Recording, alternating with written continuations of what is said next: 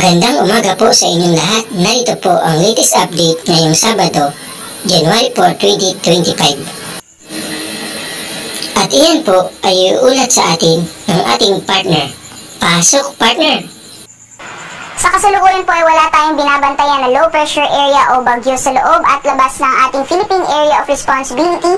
Bagamat kung nakikita na po natin dito sa ating latest na satellite animation ay meron po tayong linya ng mga kaulapan na nakaka-apekto sa malaking bahagi ng Luzon area. Yan po yung shear line o yung pagsasalubong ng malamig at mainit na hangin. At dahil po sa epekto nitong shear line, pati na rin po nitong hangin amin na nakaka-apekto sa may extreme northern Luzon, ay asahan po natin yung makulimlim na panahon sa malaking bahagi po ng northern at central Luzon ngayong araw.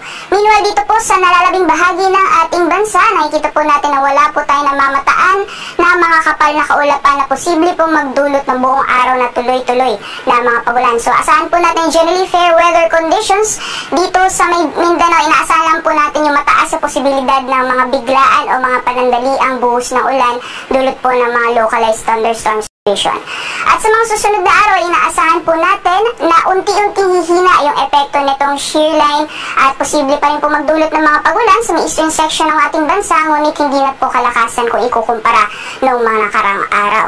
So, generally fair weather po inaasahan natin sa malaking bahagi ng ating bansa within the next 2 to 3 days. Para naman po sa magiging lagay ng panahon dito po sa Luzon ngayong araw, gaya po ng nakita natin sa ating latest satellite animation, magiging makulimlim po yung panahon sa bahagi po ng northern at central Luzon dulot po ng epekto nitong hanging amihan, pati na rin po ng shear line. So, asahan po natin dito sa may Batanes, ang light to moderate na mga pag-ulan dulot po ng epekto ng northeast monsoon o hanging amihan. Meanwhile po sa northern at central Luzon, dyan po sa may Cagayan Valley, sa Cordillera Administrative Region, Ilocos Region, at kabuuan ng Central Luzon area, asahan po natin makulimlim na panahon at may mga posibilidad din po yan ng mga moderate to at times or katamtaman hanggang sa paminsan-minsang malalakas mga pagulan dulot naman na epekto nitong shear line. Sa nalalabing bahagi naman po ng Luzon, dyan po sa Metro Manila, sa Calabar Zone, dito po sa Bicol Region, as well as sa Mimaropa, ay inaasahan po natin yung bahagyang maulap hanggang sa maulap po na papawain. So generally fair weather conditions po tayo. Kung may mga pagulan man ay panandalian lamang o mga biglaan po na buhos ng ulan dulot po ng mga localized na thunderstorms. Temperature forecast naman para sa mga piling syudad dito po sa Luzon, sa Lawag po ay aabot ng 31 degrees Celsius maximum temperatures yung temperatura po natin. Sa Baguio naman ay maglaro mula 17 hanggang 23 degrees Celsius, 27 degrees Celsius maximum temperatures inaasahan ngayong araw dito sa Tugigaraw, 30 degrees Celsius naman para sa Legazpi.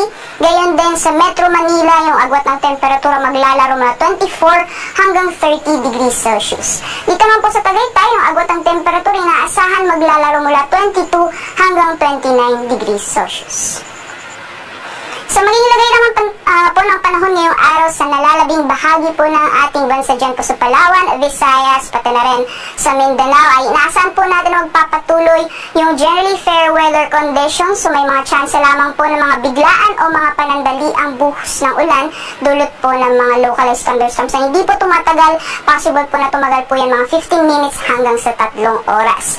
At inaasahan po natin agwat ng temperatura para sa mga piling syudad for Palawan, Visayas, and Mindanao area. 31 degrees Celsius maximum temperatures inaasahan po natin ngayong araw sa Kalayaan Islands, gayon din sa Puerto Princesa, pati na rin po sa mga piling syudad dito sa Visayas over Iloilo, 25 to 31 degrees Celsius, 31 degrees Celsius maximum temperatures din po inaasahan ngayong araw dito sa Cebu, pati na rin po sa Tacloban. Samantalang dito naman po sa Zamboanga, yung agwat ng temperatura ay maglalaro mula 24 hanggang 33 degrees Celsius at 24 to 31 degrees Celsius para naman sa Cagayan de Oro, 32 degrees Celsius maximum temperatures naman para sa Metro Davao. Sa kalagayan naman po ng ating karagatan, meron po tayong gale warning or babala sa matataas na mga pag-alon. Nakakataas po yan sa dagat baybayin ng Northern Luzon, particularly sa mga dagat baybayin po ng Batanes, sa Cagayan kasama ang Babuyan Islands, sa Isabela, gayon din sa Ilocos Norte at Ilocos Sur. So inaasahan po natin yung napakaalong karagatan dyan po sa mga nasabing dagat baybayin. So delikado pong pumalaot na, especially po sa ating mga kababayan na mangingisda, pati na rin po yung may mga maliit na sakyang.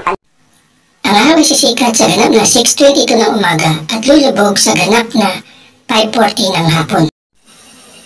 Hanggang dito na lamang po at naway nakatulong kami kahit sa maliit na bahagi ng aming kaalaman. Bye-bye and see you on my next weather update.